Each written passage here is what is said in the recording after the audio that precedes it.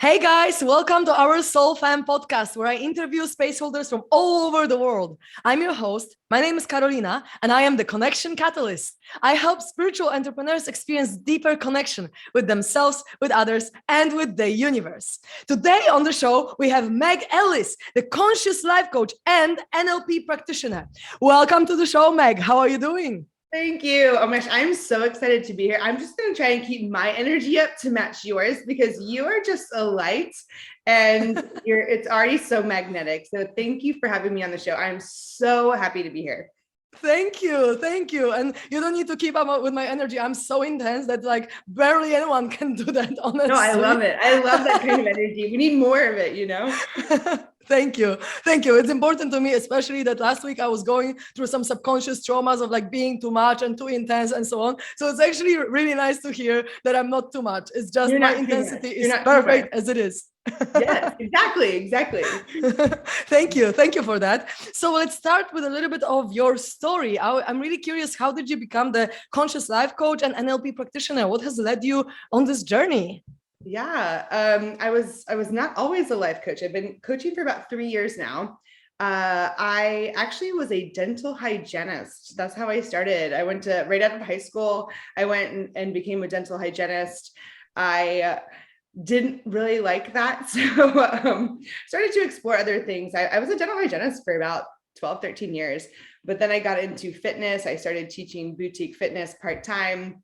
Eventually, long story short, transferred to do it full-time. Ended up loving that coaching aspect. I started fitness consulting for fitness studio owners and entrepreneurs who were trying to get into full-time fitness. And that just kind of led me to other industries of coaching and consulting. And I realized, you know what, I actually like coaching people better than I liked coaching the business. So now I coach people. I coach people in business, but I like the human aspect of it. So that's how I got into that. And NLP just always fascinated me, just what you can really do. You know, I'm a mindset coach. I work a lot with mindset. So how your words resonate, how they can change your thoughts, how your thoughts can change your words. It's all just fascinating to me. And I can say with confidence, I really love what I do every single day. And it's awesome to feel aligned in purpose versus not that, you know, being a dental hygienist isn't a great job, but it just wasn't passion, you know. I feel you. I mean, I'm a master of sustainable energy and I'm a coach as well. So, you know, and I guide meditations and plant medicine ceremonies, and I'm more of a shaman than, you know, but it's a sustainable energy still, just human energy. All right. It's just a little bit different. Never going anywhere. That's a very good way to say it. Yeah, and I'm still a master of it, you know, of my energy. So it's pretty funny. But yeah, I feel you. And it's great how the story developed in your case. And I would love to know, because you are big on creating your faith, right? This is one of the stuff that you're preaching. And I'm really curious to know, in your perspective, like, what are the most important steps that people need to take to create their faith? Like really, to really consciously do it. Yes. Well, that's the point is, I think the biggest thing is making things conscious, right? I have lived years of my life unconsciously. And one of my favorite quotes that I actually base my business around is, until you make the unconscious conscious, it will rule your life and you will call it fate. So there's a lot of people who say, oh, this is just who I am. This is just how my life is going to pan out. This is just how things ended up. And they feel like they don't have a choice in that, you know? So they feel like they're stuck and they're going to be on this road forever because it's too late to turn around, or they're worried about what other people might think. So I think the very first step in creating your fate is understanding self. So how do you understand self? Well, you have to spend time with self, with a capital S, that big self of who you truly are, your essence, and figuring out, hey, what is it that you want? I don't know. Well, do you like what you're doing now? I don't know. I've never thought about it. Okay. Does what you do make you happy on a day-to-day basis? You know, and really spending time with yourself, analyzing, hey, do I like what I'm doing? Do I like who I turned out to be? You know, Beautiful. Yeah, that's so beautiful that you're mentioning it, because one of the themes today for us is Enneagram. And I feel like Enneagram typology, for those of you who don't know, it's a typology of personality. I feel like for me, this was one of the biggest tools to actually make the unconscious conscious, because when you're reading the book and you're reading about your type and you're like, oh my freaking God, like 80% of what's written here is me, or maybe even 60%, but still like something that is like buried in the subconscious mind is just explained in a typology. And it's like, what the hell? I know. I absolutely love the Enneagram. And now it's one of my foundations of coaching. So I coach off of consciousness, the Enneagram, and then the law of attraction, going back to, energy and all that. But I discovered the Enneagram years ago. It was one of those things on Instagram, like, take your Harry Potter test. Like, what house are you? And then I was like, sure. I've never even seen Harry Potter, but at the time I hadn't.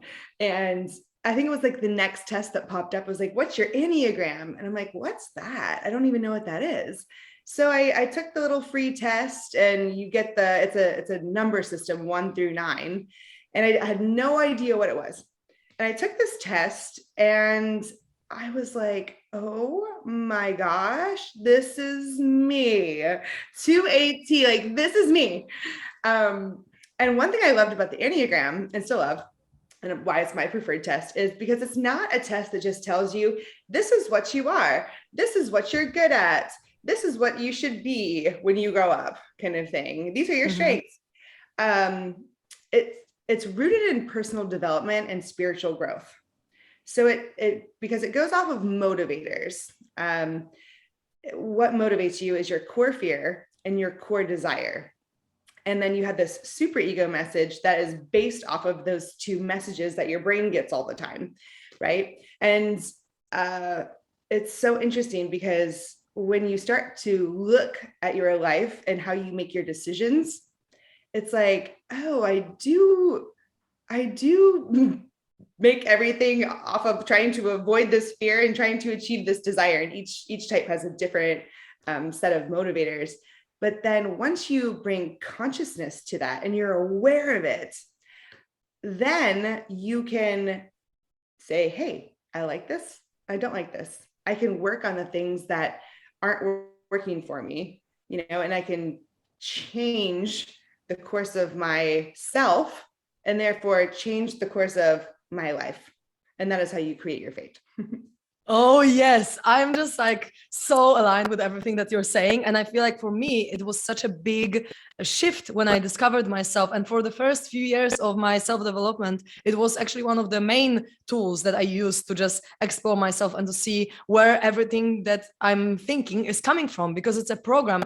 I feel like an Enneagram is kind of letting us see what we subconsciously have programmed in ourselves, but it's something that we can change, and not in a way that we can change the type, because I don't believe that our type changes. Some people say that if you make a test in 10 years from now, your type is going to be different. For me, it's like we have a core type on top of which everything is built, and then we can of course reprogram some stuff, but the core wounds, the core beliefs are going to still be the same, unless we reprogram it all, because it's also possible to reprogram it all, right? But it's not like your type changes over life. It's just that you have one core type, and then of course you can shift from the more unhealthy Enneagram to more healthy version of it, but it's like not something that you change. It's like in terms of the type, but you can change of course the program, so then your personality is going to be completely different. I feel like some people, when they meet me now, I'm like, look, if you met me, I don't know, 8 years ago, before I knew what Enneagram is, I'm not even sure if you would like me.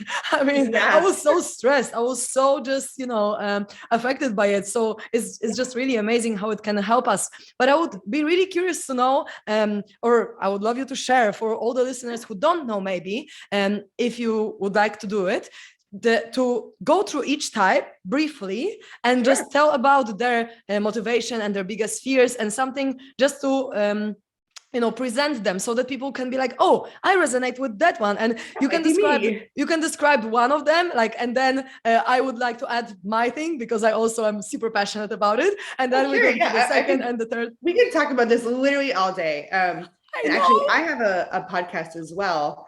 and you have to come on my podcast. I would love to have you, but Please. It's called Create Your Fate Podcast. And so if anybody is interested in this, I actually have little 8-minute, short little mini podcast episodes on each type. So you can go to my website, take a free assessment, get your little pie chart. I like to always take a screenshot of it because you mentioned something. And before I get into each type, I want to piggyback on it because it's so important. And I think a lot of people miss what you captured of your type does not change. I don't believe it changes. There are conflicting thoughts out there. Personally, I've coached hundreds of people on the Enneagram. I've been working with it for about 5-6 years. And I do not believe that anybody's type can change. Now, I coach off of it's similar to tri-type. So you take one of these tests and you're 98% a 7, but you're 90% a 3. You might have traits of the characteristics of a 3, right? But you only have one set of motivators, and your motivators don't change. Now, your traits can change, based off of where you are in life and your situation, your circumstance, and yada, yada, yada. But your motivators stay the same. Mm-hmm. So I love to look at everybody's pie chart of how much of each number they have. And I typically take the top 3 and say, oh yeah, this is where this comes in, this is where this comes in, but it's all driven by that same motivator. So I think you're spot on with that. Thank you for sharing that. Yeah, no, that's again, my opinion, but going into the 9 types. So there's 9 types. The first one is the perfectionist, also known as the reformer. So they are driven by what is right, sticking to what is right. Their super ego message says, you are good, you're okay if what you do is right. So they are very moral, they're very honest, very disciplined. They like things in order. Of course, that perfectionism comes in. So they have this fear of doing anything that is considered wrong. So that is their motivator in how they make their decisions to go about their life. So what do you think about ones? Oh, for me, ones are, like reformers. Like they always want to make the world a better place, and they want to make big changes. Like all the ones that I met are like, okay, I want to be a politician, I want to do this, I want to do that, so something big for the world. And of course, because they are also they have a wing giver, right? So they also want to give to the world oftentimes, but I found that they are very particular, and doesn't necessarily mean that perfectionists are perfectionists in terms of, for example, they always have a clean space. They are perfectionists when it comes to something chosen. I found that like one area of their life can be completely perfect. For example, someone can have a mess in the house, but they are very driven at work and they have to be perfect at what they do. And it doesn't mean that you're going to be perfect or try to be perfect, strive for being perfect everywhere. I want to add that because, when you say perfectionist, you think clean house and this and that, but it's not like that. It's just a perfectionist because the idea to be perfect is like overarching everything that they are doing, but it's usually channeled to specific areas of life. That's what I found anyway. I really like ones, all the ones that I've met there. But it's funny sometimes to have a discussion with them because it's like, no, but your definition is like, and I'm thinking definition. I mean, I'm a wing enthusiast, so I YOLO definitions, like I don't need to have specificity so much. I know it's so funny because as I'm a 7, so the whole chart is a lot to talk about if you're not familiar with it. You have these wings. So the numbers next to you, you take on these traits, we'll probably keep talking about wings. So you can take on the traits of the numbers next to you. You can fluctuate and even as often as daily and kind of act with those traits. But again, your motivator stays the same. But you also, if you look at the diagram, all the numbers are connected by all these crazy lines, and it's nutty if you don't know what you're looking at, but you'll see that all the numbers connect to 2 other numbers, and those are called your integration lines. So you take on healthy characteristics of one number when you're in this period of growth and things are awesome. And then you also take on the unhealthy characteristics of the other number that you're connected to on the graph when you're in a period of stress. So I am a 7, the enthusiast, and I integrate in an unhealthy season of life or in an unhealthy moment into the unhealthy characteristics of a 1, where everything's nitpicky and everything's got to be right and you're doing it the wrong way and this isn't as good as my way. You might do it wrong because I don't want to delegate it to you, because what if you do it wrong? Then that comes back on me and I'm afraid of being wrong, so I see those traits come through. But no, I agree with you. I think most people hone in on whatever is important to them, whether that be a family life or their job, right? Sometimes it does resonate as a very clean house, but there's no way that you can be perfect and reform everything in your life to be, can't be any better. And I think that's where a lot of ones struggle, is where they essentially realize that all of their efforts that they put on themselves, it is up to me to make the world better. After all of their efforts, it's still not enough. And I think that's where you can kind of trip up as a 1. But understanding that, if that resonated with you and you're like, I think I might be 1, guess what? You don't have to feel like that forever. And let me just say one thing before I go into the other numbers. One thing that I really stress about the Enneagram is you are not your personality. We have developed into our personality based off of the beliefs that we had when we were really young, forming thought patterns. And then at that point in time, our brain's like mushy and it absorbs everything to be true. And then we get a little older and we develop habits based on those thought patterns and our beliefs. And what happens when you have habits over and over and over again, you develop more in the brain. And now all of a sudden you have your personality. And it's like, I've always been this way. That's just how I do things, And what happens is you realize that it's formed from these beliefs. So your personality is not who you are. Every human watching this is actually your essence, and your personality is a mask. And what happens is you do something like the Enneagram, and all of a sudden you realize, oh my gosh, I'm wearing a mask. And you can choose, first of all, you can ignore the fact that you're wearing a mask, or you could take the mask off, spend a little bit of time with it, look at the parts that are uncomfortable for you, look at the parts that you don't want anymore. And you love all parts of you, but you can kind of keep what you want and work on what you don't want. And you can put the mask back on, And that's what I love. So as we go through all of these traits and characteristics about the Enneagram, just know whatever number you are not stuck to anything. So what are your thoughts on that? I totally resonate with it. And to me, it's a tool to see how I can also bring my gifts to the world, because when you know your type, you know what's natural to you. And for example, for politicians and reformers, the perfectionist personality is perfect. Like that's what they are here for. I am a loyalist, with the wing enthusiast. And for me, for example, connecting people is very natural. And we're going to talk about these types more, but I feel like we can use it as a gift, and we can see what traits we are given that are so natural to us. So of course, we can see also what is not that good in us, but then we can shift it. A lot of people focus on that not so good, but it's like, no, there's so many things that you can do.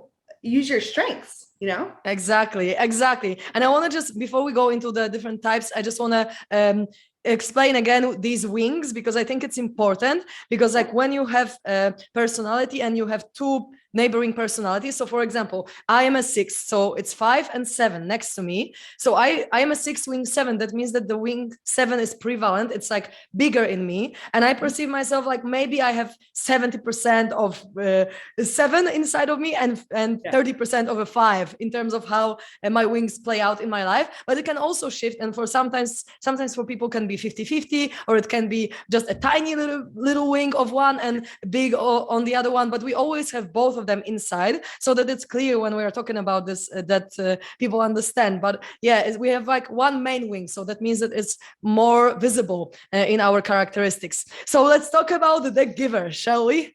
Yes, I love 2s. 2s are great. I have a lot of clients and a lot of friends who are 2s. The helper, the giver, they love to, it's really self-explanatory. They love to help. right? They have this core drive to help other people. You are good or okay is their superego message that says if you're helping other people, right? So they're so generous, so thoughtful. They actually will care about other people's needs, and they're very intuitive, care about other people's needs more than their own, right? So that's where that balance and that boundary kind of can get a little fuzzy, where it's they put so much, they're one of the external numbers, so they project themselves outwards to the world. Who can I help? Who can I help? Who can I help? Because that's how they feel valued. That's how they have that self-worth like jar be filled. Because if I'm helping someone, then I'm serving my purpose, you know. Now where that gets crossed is boundaries. A lot of twos don't have any, or they're really working on them. Yep. Because it's like, oh my gosh, if I say no and don't help this person, then subconsciously my program is telling me you're not as valuable because you're not helping anybody. So I will do anything I can to help other people. And what happens is I am trying to pour from an empty cup, and you can't do it. And then you, what happens is commonly with twos is it's not reciprocated. Twos love appreciation. So if that help that they give people is not reciprocated, they can internalize that and get mad about it, where it's like, well, I went out of my way to help you so much, and you didn't do anything for me in return. But the thing is, they never communicated that message because they see it even as an inconvenience to tell somebody how much work and struggle they had to go through to even help them, you know? So you can, it's called mind reading. You know, you expect the other person to mind read, when really it's just, hey, stand up for yourself, voice what you can do, and say yes to what you can do, not what you want to do. Because we want to do it all, but we can't do it all. Same thing as the one, we can't do it all. And but they're awesome people. I love twos. What's your experience? Me too. My mom is a two, so I absolutely love twos. And one of my best friends is a two as well. And it's always like, if I don't understand my mom, I'm calling my best friend like, Magda, please explain to me what the hell is going on here, because I do not understand. And then she's like, yeah, it's like this and this and this program. Okay, now I know how to operate. Yes, but yeah, it's so funny. You can take these themes when you know somebody's number, and it helps you get to know other people faster when you know their number, because you know seriously where they're coming from. I sometimes call Enneagram a manual for humans. For me, it is that, you know. Honestly, it really is. It really is. But thanks to that, everyone's, you know, in the same box. There's different things that are going to be stronger in each. And again, you touched on this before, but there's also 9 levels of health. So a very healthy two is going to look very different than an unhealthy two.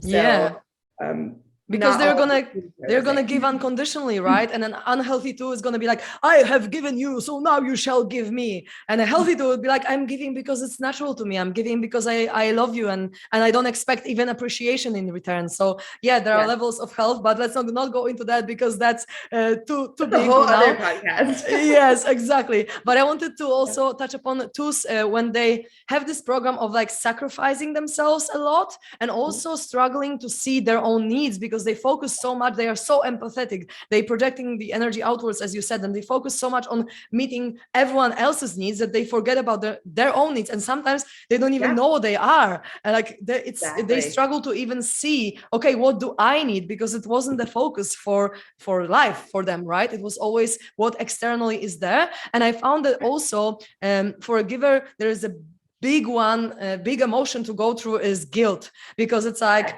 guilty that I'm not giving as much as I could, guilty because someone wanted something from me and I didn't fulfill it. So if you're a giver and you resonate with that, check if you don't have massive amounts of guilt inside, because that's what I feel like a lot of twos are struggling with, and that could be a nice release if you actually work through it. So I wanted to add to that. And you brought up a good thought of guilt. So each of the numbers are all part of a triad. So there's 3 triads and there's 3 numbers in each, and 2s, 3s, and 4s they have this underlying emotion of guilt and shame, where they are, and I'm not saying that does not mean that 2s, 3s, and 4s are in this triad, and that means they walk around feeling ashamed all the time. They have easy access to that emotion, and that emotion is what drives, again, it's just another driver. So if I say no to someone, then I'm going to feel guilty, and I'm literally trying to live my life doing everything I can to avoid feeling guilty. So let me just say yes to everything, you know? Mm-hmm. So. Absolutely. And when you mentioned the triads, maybe it's going to be a little bit like too fast that we're talking about it, but I really like the triads because it's easier to understand the types, because the triad of 2, 3, 4, they are more emotional people, like they are emotionally centered. So then they feel shame and guilt, because if you are very emotional, very sensitive, and you feel someone judging you in a way that you don't feel aligned with, then you feel shame, that you feel fear of judgment, right? Because you don't want to feel how people project things on you. And then you have 5, 6, 7, which is the more intellectual people. And then the main emotion that they would struggle with is fear, because fear is something that you think logically, like, oh my God, what's going to happen? Oh my God, what if this, what if that? Because that's connected to intellect, right? And then you have 8, 9, 1 that are more of action takers. So then you have anger, because anger is like, oh, I'm going to do this, I'm going to do that. And it just gets you going. And so when you don't know the type and you're wondering if, like, am I a 7 or am I a 3? Because, you know, these are different. Then you can see this core emotion that is inside of you and that is like prevalent. It's just bigger or more frequent than the other ones. And of course, everyone has all the emotions, but you can really feel what is the biggest theme for a type. So that's also one of the things that you can really clearly see the differences between the types. So right. Yeah. If you take and assessments are great. I have a preferred one that I use all the time on my website, but it's just a starting point, right? So you could be 98% this and 97% another number. And it's like, well, which one am I? So deep dive a little bit. An assessment is a great place to start, but you can see, like, you know, if you say fear, anger, or shame, what button lights up for you, right? Mm-hmm. So you can kind of start there, be like, okay, like, well, these numbers are in this triad, and that, you know, emotion is anger, and that button went off for me versus the other two. Mm-hmm. And it kind of helps you narrow it down, you know. And like, again, we could go on and on about yes, so much, but we'll have to do another one. More thing that I want to add to it, that it just popped to my mind, that when I tell my clients to check their Enneagram type, I say, look at your teenage years, because you're programmed until about 7 or 10 years old, and then you're playing it out unconsciously, just completely automatically. And then when you're an adult, you're like, okay, I don't like this, I don't like that. So then you shift. But when you look at your teenage years, this is where the most, automatic reactions were playing out. So it's an easy way to check with yourself, because sometimes now we might be completely different than we were back then. So it's just a nice way to look at it. That's a really interesting. That's a really interesting point, and I like that. I do something similar where because I coach a lot of people in business and professionals and entrepreneurs. And what I found is a lot of people say, well, I'm a 3 at work, but then I'm a 7 at home. And I'm like, okay, you know, and we'll get it a couple nope. a program or coaching. I'm like, okay, sure. I just let them think that. And then it takes them, you know, some research into it. They're like, oh yeah, I'm the same person wherever I go. So yes, don't take a test in the mindset of a role, right? This is who I am as a mom. This is who I am as, you know, a leader or whatever. So going back to just self, right? Mm-hmm. Beautiful. I love so let's come to achievers. Yes, achievers. It's the 3s. I coach a lot of 3s. 3s are great. 3 is my secondary number. It's not my wing, but it's my secondary number. So I have a lot of traits of a 3. So 3s are driven, again, they're in that shame triad. So they basically are doing this to avoid shame, but they are the achievers. They love success. They can tie their worth to it, but they are driven. They will get it done. You do not have to worry about asking a 3 to get it done, because it's going to be done, right? They also don't really, I'll say this, delegating does not naturally come to them. because if something happens where this fails, they're going to take it extremely personally, right? So they are driven by that success and wanting to do more, be the best, be the top. What's next? Think big picture. And they're the ones who are going to get that change done. And it's awesome. They're like the shakers and the movers, they will get that project complete. However, they tie their self-worth to the success of it. Or they can kind of get lost in the success of things, right? So they think such big picture because I'm identifying my value up here. So they can kind of lose sight of the little smaller tasks to actually get there.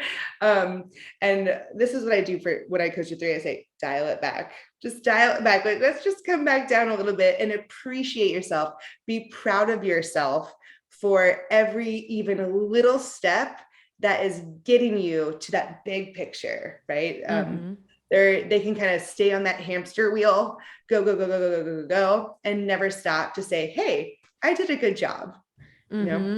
Absolutely, because they are afraid of not being good enough constantly. And even if they achieve the goal and it still doesn't give them this enoughness, this sense of fulfillment, and then they are trying to reach another goal, maybe then I'm going to be enough if I reach even more. But it's not really the way. You need to see that you are enough as you are. And then anything that you achieve externally is just an addition to your life. It's just an experience, but it actually is not linked to your value. And I had a lot of experience with threes as well, but I love about them the confidence to just get shit done, honestly, because like if they just have their mind on something, they will freaking do it, and it doesn't matter how long it will take them, they will freaking do it. And it's so inspiring to look at them. But also it can be quite, I mean, I'm a 6, so as you mentioned in the integration lines, right, it connects me to the 3 in stress. So for example, when I was very stressed back in the days, I had to be the best student, I had to study hard, and even my mom was like, I'm probably the only parent that tells her kid not to study as much, because I was just like constantly on the go. I had to be the best. More. Yes, exactly. And it's quite tiring. Like it's and sometimes threes might also have troubles trusting other people to get the job done, as you said, right? Because it's like, it has to be achieved. It has to be on a specific level. But if they actually open themselves up to support and to connection, and not only focusing on their job and, what they have to do, but actually open up more to love and to other areas of their life. Because I feel like sometimes threes, as well as perfectionists, actually can be so much into their projects, into what they are focusing on, that they forget about other areas of life, like health or like relationships. And so if you're an achiever, just remember that life is not only about the thing that you want to achieve, it's also about other areas, and balancing them out can be really, really helpful in this case. Yes, balance is a great word. I love that. I think balance is the perfect word for a 3. Because again, just stopping back and finding that balance between still moving towards your goals, but appreciating and being proud and celebrating everything that I've already done. And that balance between, hey, you don't have to do this by yourself. There's support of other people, and you can trust them, Beautiful. So let's get to the artists. Oh my God, they trigger the most in me. Artists. They're beautiful. Probably the most innovative, creative type. So the individualist, the artist, is a 4, and what they really put emphasis in their personal significance and their identity. They want to be unique, right? The individualist, because they have this fear of being without an identity. So what happens is they're honestly just the most creative minds, because they go down these rabbit holes that only you have to go down it. And that's, this type of innovation can only be found when that depth of mind is there. So they're beautiful. Probably like a lot of artists, a lot of creative types are 4s. So what happens is, because they are so into their own personal significance, they say, hey, I'm not like anybody else. I don't do things like everybody else. So maybe these rules don't apply to me because I'm different. No. If everyone's wearing black, I'm going to wear white. If everyone's wearing these shoes, then I'm going to wear these shoes. If everyone has blonde hair, I'm going to have pink hair. something like that. I'm not a 4, but I don't know where the pink hair came from. 7, but 7. But so what happens is, because they are searching for this identity that is so different than anybody else, because that's the only thing that, quote unquote, their super ego is telling them, you're good, you're okay, you're going to be happy, you're valued if you're different. They can get so far into their own minds that it finds it hard to relate to others and hard to identify with other people. It can be hard to have relationships with other people because how can nobody understands me. Right? And I kind of, the thought of nobody understands me subconsciously makes me feel good.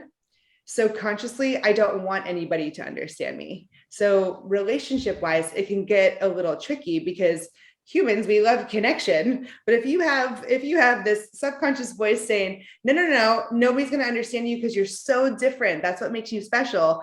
But like your humanism is like, hey, I want connection with other people. There's this miss in subconscious and conscious communication. So it gets very depressing. And because you are lacking that human connection, you can get moody, you can get depressed. Especially that artists are the most sensitive Enneagram type, I found at least, and they can sometimes swim in their negative feelings because it's so inspiring to feel the sadness, and it's so inspiring. I'm going to write a poem how deeply in awe I am and how my heart is broken and so on. And so they love sometimes swimming in this negative states, and that makes them, I feel, the most suicidal or prone to suicide, because they are so sensitive. They feel everything. They literally take on the whole world. And because their subconscious program is also I don't belong, which then of course from I don't belong comes from, okay, if I don't belong, then screw you all, I'm going to not belong even more by making myself so unique and so individual and not talking to anyone. And it's quite hilarious because they want connection so much and they want expression so much, because artists need to express themselves, right? They need to be heard, they need to be seen. But then it's funny because they barely express themselves, because they usually barely talk to people, and it's like, and they barely explain themselves. So it's like, how can someone understand you? And you want understanding the most, because it's like one of the most valued things for them to be understood, but you don't even speak. It's like, how can people understand you if you don't even say anything? It's like, chase me down the rabbit hole. I want you to chase me down my rabbit hole, but I'm not going to tell you that I want you to chase me down the rabbit hole, because that seems counterintuitive to me. So there's a lot of misunderstanding when it comes to 4s. I think 4s are probably one of the misunderstood types. And I think they actually probably like that, because in a way that kind of does feel some type of void. And again, healthy versus unhealthy too. There's that a very big difference when you can captivate your individualness and still have connectivity to others, versus I have to do this all by myself. And when you go down your rabbit hole, that's a very lonely place, and you stay in your head, even though it's in the heart triad, you stay in your emotions and your feelings for sometimes a really long time. And that's where I think, like you said, the depression and suicide can come from, because it's like, oh, I'm so sad and I don't even know how to turn around and get back out, but I have disconnected myself from everybody else. Nobody even knows what's going on to say, hey, I'm here for you. And I love the 4s. Like, I mean, if I'm attracted to a man, you can be sure that he's at least wing 4, because like I love them so much, because they're also so different from me, because I'm the connector. I'm like, connecting to everyone and every time, and they are just more hidden, more withdrawn. And for me, it's kind of like, ooh, you're so mysterious. Let's see if I can open you up. It's a challenge for you. Exactly. It's just energy, because they are just so different. And the opposite, like I'm quite intense and they are quite sensitive, and it's just the polarization that gets us attracted. But I love 4s. They are so beautiful in their expression, in how they, because most of the musicians, most of the painters and so on, they are 4s, and they can feel the emotions so deeply. Like I feel like none of other types can feel it so much. Like that's why it's sometimes overwhelming for them if they feel bad, because it's like, it's just too much to handle for them. But yeah, if they can open up and connect to people and, you know, not be so flaky with communication sometimes, because a lot of force, like, you know, I'm a loyalist, so I like when people talk to me, but so many force are like, I kind of read your message, but I answered it in my mind, but I forgot to answer, but in my mind I already sent this message, or I'm sorry, I was just in my own, like, you know, world for these weeks or 2 or months or 2 or whatever. And so that can be quite triggering for types like me who like to connect more often.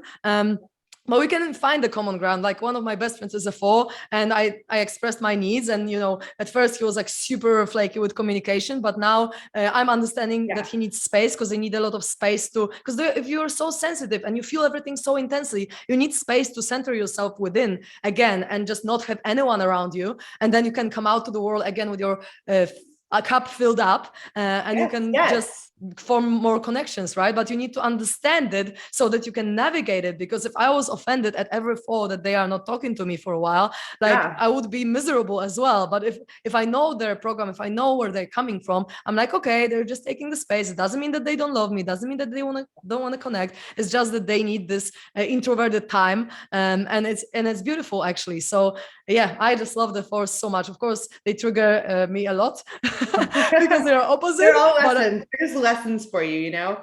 Pardon me. You know, I love what you said about it. It really does help understand other people.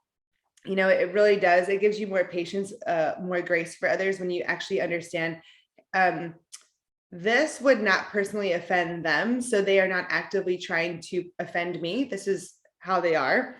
And what's interesting is this is where NLP comes in, because if you're not familiar with NLP, it's neuro-linguistic programming, and it's basically what's in our minds and how we can change that perspective and how we can use our words to do that. And that's a wormhole in itself. But basically, if I can give you one overall, you know, overarching idea about NLP, it's we absorb less than 1% of the information that's out there.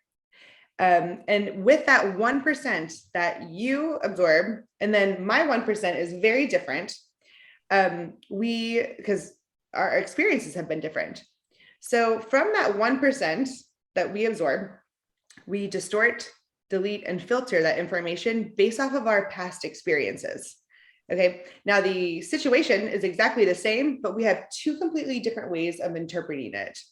Kind of the easiest way to give an example of that is if you and I are sitting down at a table having lunch, and a dog comes up, and you love dogs. You had pets growing up, and you absolutely love dogs. So your favorite animal. But I was bit by a dog when I was a child.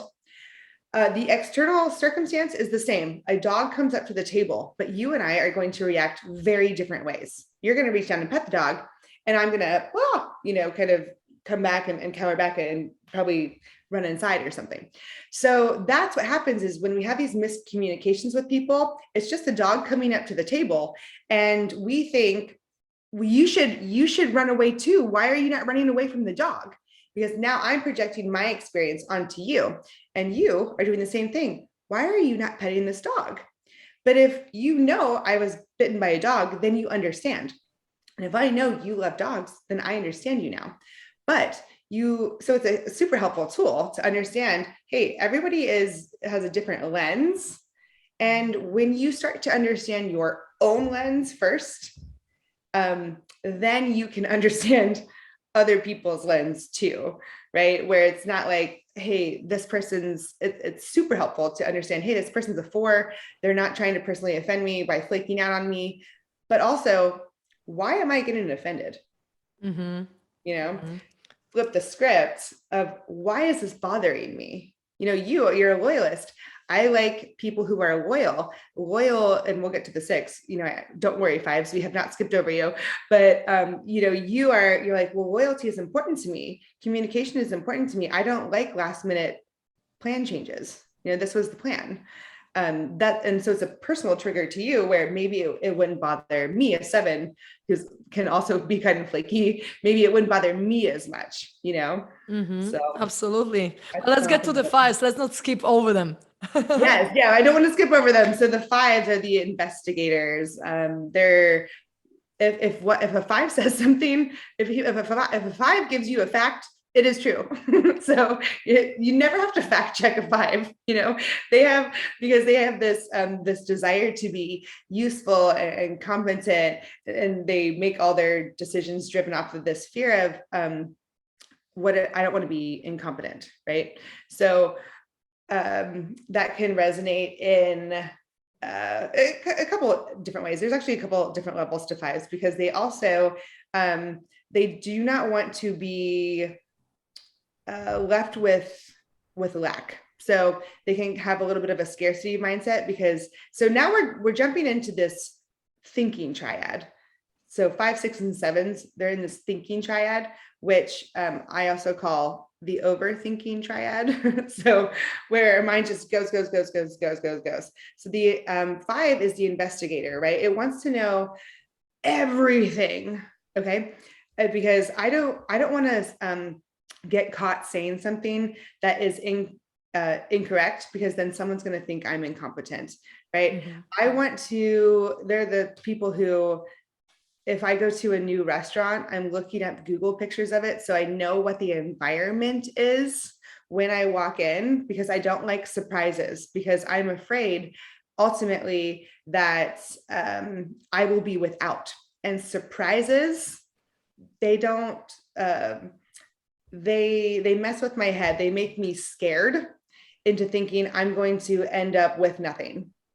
So they will also, they'll be the person who looks up the menu, right? That looks up the address, looks up the time to get there. They'll be there on time, most of the time anyhow. They have thought out the most well thought out way to get to the restaurants, right? The most efficient way to get there, the best way to get there. They have all of the information, because you will not catch me not knowing the right answer.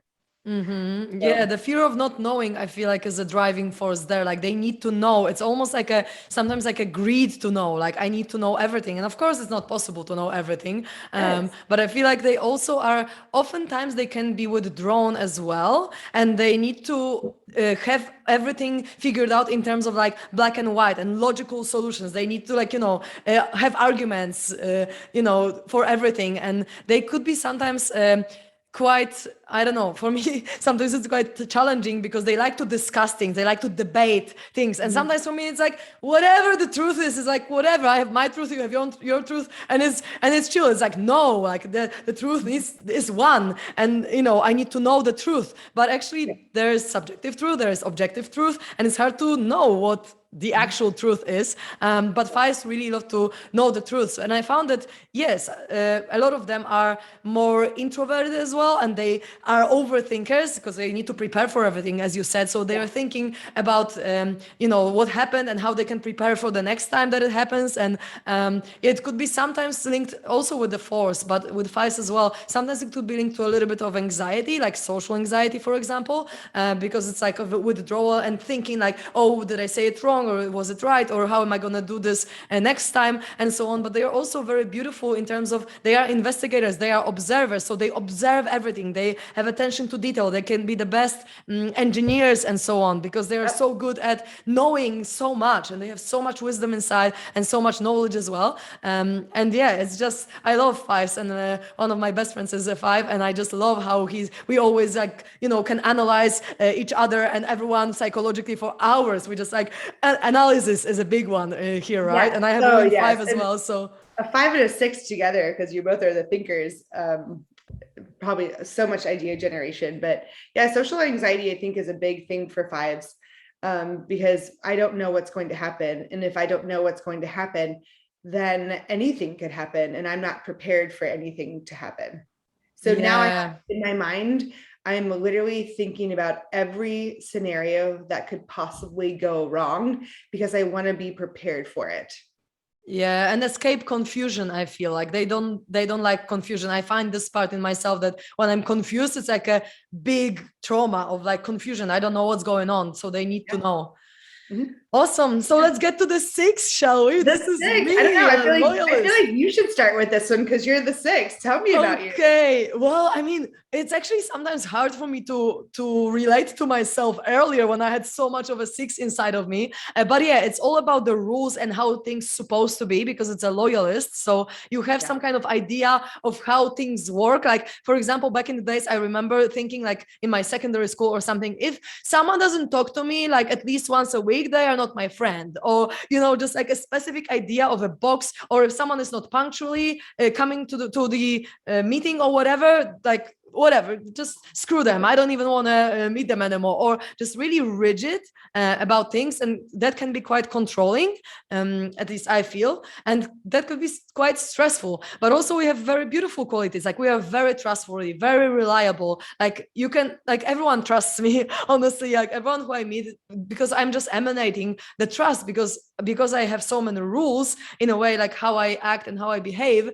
You know that if I say that I'm going to do something, I'm actually going to do it. And if I'm saying I'm there for you, I'm actually there for you. I'm not just going to go on a, you know, the random flow. I mean, now it shifts as well. And I allow myself to do that. But generally, they are very, very trustworthy people. And yeah, sometimes some people call devil's advocate, I think, a 6, because it could be quite like that. But yeah, I feel like just this loyalty makes it that family and friends also can be on the first priority, and then I am secondary. So that could be also quite a submissive type of a person, same as a giver or same as a mediator that we're gonna come to. So 6 can be quite submissive, but that also brings the subconscious part of us that are rebellious and like, you know, screw all the rules. Like I don't want to, you know, have all the rules. Sword of authority. Exactly, right. So yeah, there is kind of like weird connection to authority. Like on one hand, I'm going to do everything that authority says. On the other hand, I want to do the opposite. And so integrating both of the parts inside can actually, you know, be more beneficial for us, because otherwise they are in opposite, they go in opposite directions. Yeah, it can be this back and forth of, so if I say this, I need authority, I respect authority, but I don't trust it. Does that resonate? Yeah, I mean, right now, I mean, I feel like I just trust life. So whatever it is, whether it's an authority or not, it's like I'm just trusting that everything is divine as it's supposed to be. So that's a healthy 6. I can tell you're a very healthy 6. Thank you. Maybe it wasn't always that way, like you said. No, you know, it probably wasn't. Where I was conscious of these behaviors, then maybe you wouldn't have liked me because I acted a very different way. And that's why it was different. Knowing yourself and understanding yourself is going to help you one, understand others, understand how you make your decisions and how to go about to create the life that you want, right? Where you're running towards what you want, not running away from what you don't want. Absolutely. Absolutely. Intention of how you unconsciously, we most of the time run away from something unconsciously versus identifying what you actually want and living life going after what you want. And if you are living, because the third foundation I teach off of is the law of attraction. So if I am subconsciously, because that's where all the energy kind of controls everything. If I am subconsciously running away from things and I don't know that I'm doing it, but I'm just trying to avoid certain things, then energetically I'm in this state of either, you know, it could be anger, it could be shame, it could be fear, but I'm essentially focusing on what I don't want to happen. Yes. And if I focus on what I don't want, now consciously, I don't think I do this on a day-to-day, but deep down in there, once we look at some of these programs, oh my gosh, I am focusing my roots, my foundation of all my decisions is based off of what I don't want. And the law of attraction says where your attention, whether it be subconscious or conscious, energy flows where your attention goes. So if now my subconscious attention is on all these things that I don't want, what do you get more of? What you don't want. Yes. And for a 6, it's also linked to like unsafety. I feel like 6 have troubles trusting that everything is going to be good. And there are also more phobic and counterphobic sixes, but let's not go into that because it's going to be too much. But basically, sixes can have a lot of fear and can be sometimes paranoid if they are very unhealthy, and because they didn't feel safe, like safety was shaken. So trust is a big one, like to trust and to trust the world, to trust others, to trust generally that everything is going in the right direction. So fear is a big one, and they can be also preppers, like fives, prepared for the worst case scenario and kind of being scared of going there, I feel. But a healthy six is just going to be outgoing. It's going to be the connector. It's like a glue of the society. They want people to be together. They want to connect everyone with each other, and it's just a beautiful trait that we can use in our life. Yes, I love healthy sixes. I have a 6-wing. I'm a 7-wing 8, but my 6-wing is pretty even, actually.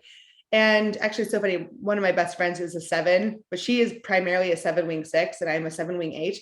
And the differences between the two of us, it's just crazy to see how much the 6 side resonates in her life. But sixes are great troubleshooters. If you have a problem and don't know how to figure something out, especially if they are a 5-wing, go to a 6, because a 6 has thought of plan A, plan B, plan C, plan D, plan E, plan F, plan G. Like, they have a plan for everything just in case something happens. I'm going to be prepared, because I do want this support. I like the safety, right? I want to feel safe. I feel safe with loyal people who are loyal to me, and people who you might have tons of friends, but you have those loyal, really meaningful relationships who are close to you, because that's safe to you. So I think, with that being said, when you put so much emphasis on worst case scenario, plan A, plan B, plan C, and so forth, you can get a little anxious, because your mind, again, we're that thinking triad, constantly going. So it's like, oh my gosh, what if all these worst case scenarios happen?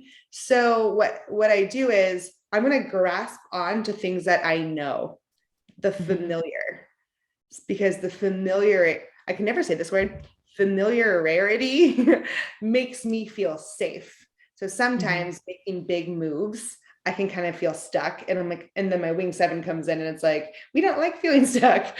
But so you can kind of, then now I'm having anxiety over feeling stuck, right? So it can be kind of a tricky place to be in. Let's talk about the 7, though, and I would like to hear it from you about my personal experience with being a 7. If I could wrap up a 7 in just one short word, it would be pretty bird, where you're like, well, I'm bored with this, I'm on to the next one. So 7s are the enthusiast. We are spontaneous. We like to be the life of the party. We like to have fun. Fun is like that word. Hey, if it's not fun, I'm not doing it. What's the point if it's not exciting? And that's great, because I always tell my friends, I don't plan trips. I do not like to be involved with any of the planning. And people think that I'm going to flake out, or I'm not into it, right? I'm like, I'm not the planner, right? When we get there, I will make sure that time is going to be the best time, no matter what happens. Like, when you're in the moment, you're like that person who is there. We like to have so many amazing things going on in our heads at the same time, but it's because our core fear is being trapped in pain. And this is what was the eye-opening thing for me when I discovered the Enneagram, is how much, here's the thing about these core motivators. Nobody likes to be trapped in pain, but for a 7, it means something different, because it's like your core motivator really gets you, right? Whatever number you are. So my core fear is being trapped in pain. And this is what I realized, because we can be a little scattered. We can be flaky. We can move from one thing to the next because we are easily bored. Now we're easily distracted too, hence the squirrel. And what happens is, this is what happened when I read this test, and it's like, hey, you fear being trapped in pain, so you try and escape boredom. So again, it's that escapism. What am I trying to avoid?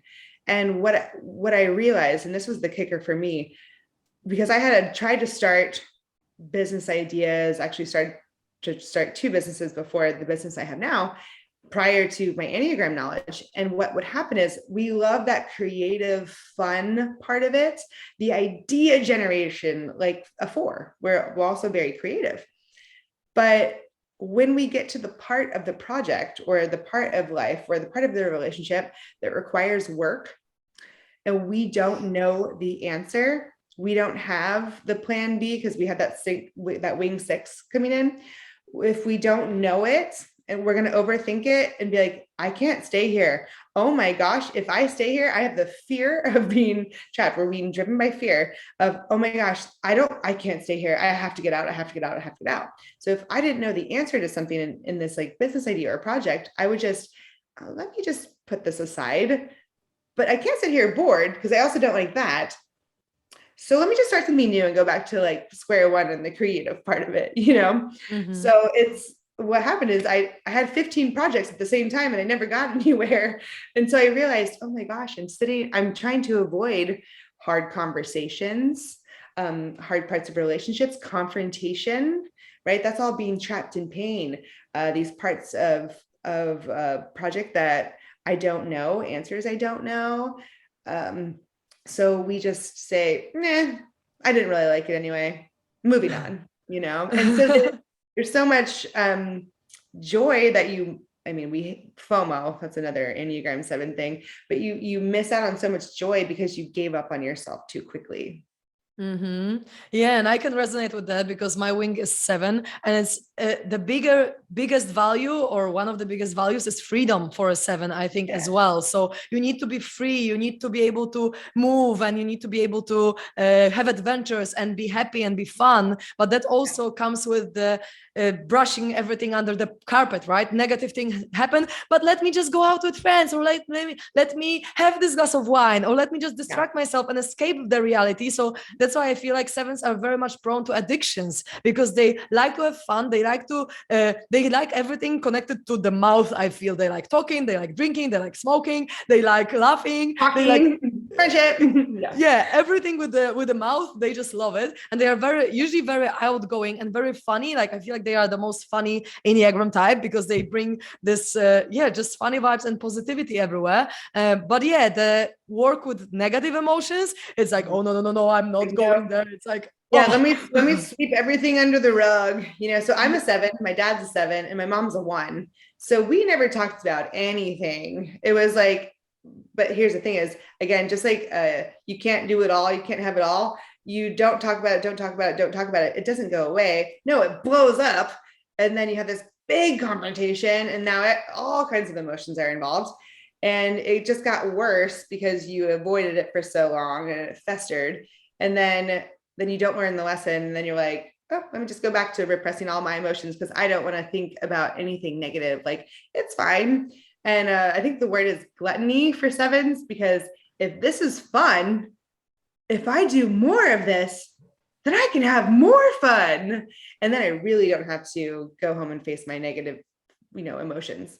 Mm-hmm. But yeah, that's the biggest lesson though for a 7, I feel like, to open up to feeling bad, because like I know that I had to do parts work on myself when I had this part of me that wanted to feel negative emotions because I knew that this is going to help me move through them. And then another part, when I did parts work with my ex-partner, he channeled the part of me that is a 7. He literally went out of the room, put his earphones on, and was just like, oh, no, I'm having fun here. And I'm thinking, come on, I'm trying to have a conversation. It's like, whatever, this sad part, like, oh, fuck this shit, is like, nope, it doesn't. If I don't acknowledge it, it doesn't exist, Exactly. But it's not the way to go though. Process anything, so it just stays in there, and then you that's what happens to me.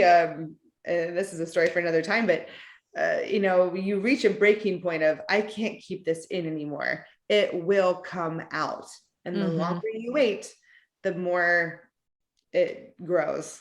Yeah, exactly. And I feel like 7s love to multitask as well, because the FOMO, right? Like, I'm not gonna miss out. I'm gonna do 5 things at the same time, and then I'm gonna just accumulate everything, and I'm just gonna experience life, because experiencing life is such a value. Like, I want to experience life to the fullest, and I want to go on all these adventures, and I want to have fun and entertain everyone. So more, yeah. Exactly. Yeah. Always more. Let's move Always to the more. let's move to the boss now, to the The A, the boss, yeah, the warrior. challenger, the eights. I love a good eight. Eights are great. They are great leaders. They're the challenger. So they care about impact, right? They're actually driven by the need to control. They do not want to be controlled. That's their fear. And because their super ego message says, you are good, you're okay if you're in control. So they can use this for good, right? A lot of, politicians, a lot of world leaders, a lot of people who are inspiring change, a lot of, even protest leaders, a lot of feminists are eights. A lot of people who work with minorities and equality, a lot of human rights, they're eights because they care about that impact, right? They have that natural leadership to them. People just listen to them because they just have that presence about them, right? They're an eights, and a lot of lawyers, are eights. They're the change makers, right? And they, again, externalize their want to make this impact, right? So now we're crossing back into that gut triad, where the underlying emotion is anger. So they're saying, this isn't right, I'm going to change it. And they're the ones who are strong enough and motivated enough and leaders enough to actually create that change. It's awesome. It's amazing. Now what happens is they will do anything to avoid being controlled by other people. So a lot of eights struggle with invulnerability, because if I let you in, then you can control parts of me or you can use it against me. So I'm not going to let you in because, like how you said it before, I'm the boss. Yeah, and I feel like a lot of eights treat vulnerability and as a weakness, like crying or being emotional as a weakness, and then they feel vulnerable and they don't want to show themselves to the world because they are the boss. They need to be strong and so on. And I feel like for me, this is the most controlling type. So my inner rebel is kind of like, oh, come on, screw you. I'm not gonna do as you tell me. Yeah. And my Yeah, dad I is a don't want boss. this. Yeah. My dad is a boss as well, so I kind of know about this type. Maybe not about. I know about the good traits because they really can get things done, and they also can have all these Yeah. ideas in their mind of what to do, next and so on. They can be really great leaders. They can. Take people and just bring them to do something together. They quite social sometimes when they are wing 7, especially. They can be really in the center of attention, and that's great. But oftentimes they think that what they think and feel is right and no one else is right, and it's just me and my idea. So I feel like they're the hardest to influence by other people because they don't really take other people's opinions as an authority over themselves. So they are their inner authority. So I feel like if you're trying to change an 8, you're probably not going to succeed unless you're a very close person to them and they really, They have really to put a lot of trust you. meaning into what you're saying, right? Because otherwise they think that they are right because they think that their solution, what they already thought of so many things and they already had it figured out. So my solution is the best and not yours. So that could be quite challenging for that personality type to open up to the vulnerability, to the weaknesses, and to just share it with people, and to also accept that other people's perspective can be the right perspective and not mine, right? So that's the control I part. think, you're exactly right. And I love what you said about they have a few people who they trust. If you're going to influence the opinion of an 8, they have probably tested you a little bit of, okay, let me show you this like one little inkling of invulnerability. Let me see if you take advantage of it. Okay, you did. You passed the test. Okay, let me show you like a little bit more. You have to earn a lot of trust and respect with an 8. And then you are like one of their few chosen people who, okay, I'm going to open up to you about this, but still there's this need I have to be strong. Vulnerability is a weakness. I have to be strong, not just for myself. I have to be strong for others. There's a lot of pressure. Other people are relying on me to be strong. But I think the overall lesson for an 8 is seeing that strength in vulnerability. Oh, yes. Where it's not a weakness. The strongest thing you can do is be vulnerable. Beautiful. That's a beautiful cherry on the cake about the eights. So let's Yes. move to the last type, the The last mediator. type, nines. I love nines. I coach so many nines. Nines are just so great. So when you're a six, so you integrate and take on the healthy characteristics of a nine when you are in a period of growth. So a nine is that the median one in that anger triad. They have that 8 wing and that 1 wing. So a nine is the peacemaker. So they love, they're going to be like those diplomatic people who are there. They will listen. They do not like confrontation, right? They do not like aggressive speaking, right? So a lot of conflict sometimes between an 8 and a 9. They fear this honestly, like an annihilation, right? Is the big word that always is tied to a 9. So what they do is, because I have a fear of my identity annihilating, I'm going to take parts of my identity and attach it to other people. So also very empathetic people. They really feel, even though they're not in the heart triad, they really feel for other people because they have now attached their identity in other people, right? Oh, you first, whatever you want to do. Don't make me make the decision. I'll go wherever you want, even if it's not a place that I really like to go eat. Oh, they gave me the wrong meal, but I don't want to be an inconvenience and confront the fact that I don't actually even eat meat and they gave me a chicken salad, So they just want to keep the peace. And they're beautiful because they are loving, they are caring. They truly, truly empathize with others. But here's the thing, going back to our theme of you can't have it all, you can't do it all. Eventually that's going to wear on them. But here's the thing is, whereas a 1 will internalize anger and say, I should do this, I should do this, I should do this. And an 8 externalizes anger and says, you should do this, this is the way things should be. The 9 is in the middle and actually does both. It internalizes and externalizes. So what happens is you can take on some passive aggressive behaviors. Just because I am not voicing my needs does not mean that I don't have them. So what happens is kind of like what we were going back to with the 7s and the repressed emotions, because 7s do this too. 7s, 9s, and 2s are all very similar in this. I'm not going to tell you what I want, but it's going to build, it's going to build, it's going to build, it's going to build. And now I can take on these passive aggressive behaviors because you should know what I want. And, but I haven't actually told anybody what I want, and you can stay in your head, right? Because what happens is a 6 now takes on the unhealthy character, or sorry, a 9 takes on the unhealthy characteristics of a 6. So now I'm in my head a lot and thinking about all these things and they're giving me anxiety, right?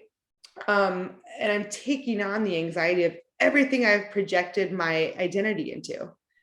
So now this seems really heavy. And that's why one thing that I always see with 9s is it takes a lot of energy to simply exist, because I'm all over the place. I am everywhere, but actually in myself. So that's a lot of weight to carry. So eventually, sometimes they're just like, I give up and I retreat and you won't see me for a couple of days. I just need to be here, right? Because I can't carry the weight of all these other people that I have projected myself into and they don't even know that I'm doing it, but it's exhausting. So yeah. And also that links to procrastination oftentimes with the 9s, because it's not that easy to take action for them if they are in this state. And I feel like 9s often like routines as well. They like the same places. They like to stay in the same house. It's not like a 7 or wing 7, like let's be everywhere, let's experience everything. For a 9, it gives them safety if they can have the same TV series that they watch or the same place that they are going to for dinner every night or whatever. It's just giving them more groundedness in this case. And I love 9s as well because they can be so, as you said, empathetic. They can understand all these perspectives. If there is a conflict, they are the best to resolve it because they can feel into one person, feel into the other person, and explain each other's perspectives. So they have very beautiful qualities as well. But yeah, this passive aggressive thing, I also resonate with it because I can see it in the nines. It's like it's gonna burst at some point with the anger, but they're not gonna express anything until it's just so much to handle that then they just like, burst. I cannot keep this peace anymore because this is not peaceful for me. But if you learn to, I coach actually a lot of nines, and I love coaching nines. Because it all comes back to just how can you just be more you, right? How can we detach identity? Let's detach this identity that you have in this person. Not to say you have to eliminate the relationship, but just detach the identity back into yourself, right? This person, it could be something as simple as this person loves Mexican food and Mexican food makes me sick. But I'm going to go, this person loves Mexican food. And every time that she wants to hang out with me, she says Mexican food. And I just say yes, because I don't want her to think that I don't want to hang out with her. And this is where that stress anxiety of a 6 comes in, where it latches onto that familiarity of like, what if I get left kind of thing. So we can go to Mexican. Like, I'm not going to say it makes me sick because I don't want to inconvenience you. And also I'm afraid you might leave me if I say no. So learning how to say, hey, I'd love to hang out with you, but can we go get Italian? Exactly. As simple as that. And then of course it escalates from there. Perfect. And when you know all these programs and all these types, and I really would like to inspire everyone who listens to check their type out, because it's amazing what you can do with it. But when you know it, when you understand all these programs, your life can just shift, because you're like, oh, okay, this is what I was doing before, but now I want to change it. So now I can take this action, or I can express this emotion, or I can drop the fear, or I can, do something about it. So I'm so grateful that we were talking about it today, because I'm really passionate about it. And we could go on for ages, but this podcast is already probably twice as long as my usual ones. We just went off. I know, but we had to explain all the times because it's just so exciting.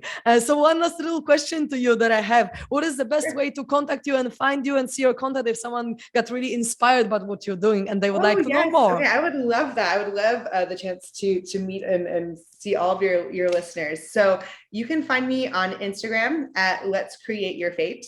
And then that's also the name of my website. My company is called Phoenix 8 Consulting, but my website is letscreateyourfate.com. And actually on there, if you go under resources, you can actually take a free Enneagram test. It's the best one. It's the most spot on one I've ever taken. Take that test, screenshot your pie chart. And then I actually have some freebies on my website as well, where it's life hacks for each Enneagram type. So just some initial guidance of, okay, you just told me my type, now what? Just kind of some helpful tips for you.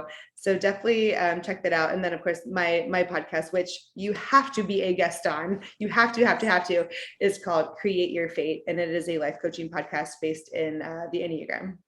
Beautiful. Thank you so much for sharing your wisdom and your energy. It's been such a great conversation. I seriously could talk to you for hours more, but I need to go now for a chakra dance. So yes. I'm just going to go, but thank you so much. Sending you massive love and gratitude for this talk. Thank you so much.